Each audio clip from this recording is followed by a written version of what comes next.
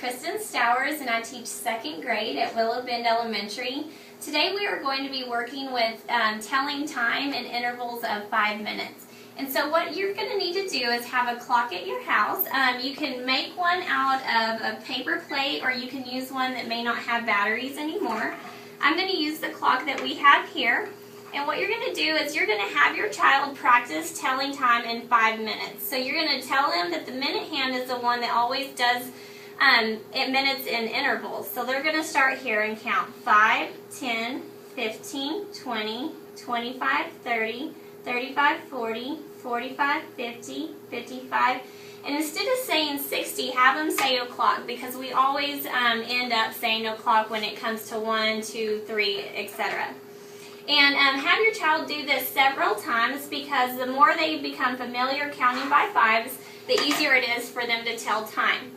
After you've done this several times, you can even have them help you tell time. Maybe put one on the hour hand on the 7 and the minute hand on the 5.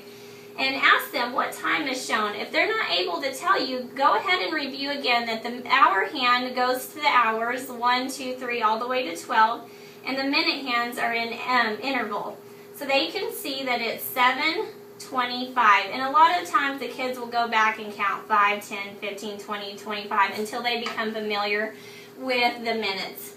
The next activity that you can do is on a piece of paper, have your child draw a circle like this and place the hours inside. What we do in the classroom, because to help them make it where the clock is even, we have them start with the 12 at the top and then go ahead and do 6 at the bottom, 3 on the side, and then a 9 on the other side. And the reason we do that is because sometimes their clocks end up being scrunched up with numbers.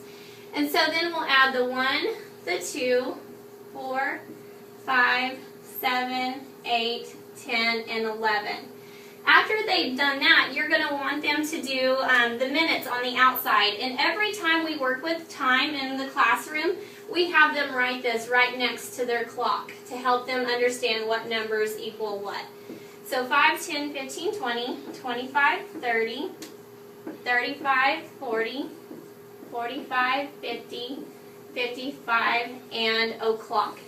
After you've done the clock like this, you're going to want them to draw a number line next or underneath it or next to it. And the reason we have them do number lines is because we want them to see the linear way.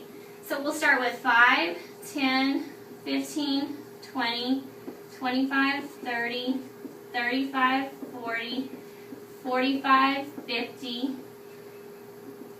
and 55. You can stop at 55 and then ask your child, how are these similar? And they should be able to tell you that they are both counting by fives. And we have them do this just to make sure that they understand the process of counting by fives. So after they've done this, then an activity that you can do with your child is get a clock again and tell them to ignore the hour hand this time, and you're going to place the minute hand on random numbers. So if you put it on the 3, you want them to tell you that that is the 15-minute mark. If you put it on the 5, make sure that they tell you that's the 25-minute mark. With this clock, it is written all the way around the sides. With the clocks that you have at home, they probably are not going to have that. So at first, the kids are probably going to be able to, they're probably going to start counting 5, 10, 15, 20. But the more you practice, when they see it on a 10, they'll know automatically that's 50. But it's going to take a lot of repetition to do that.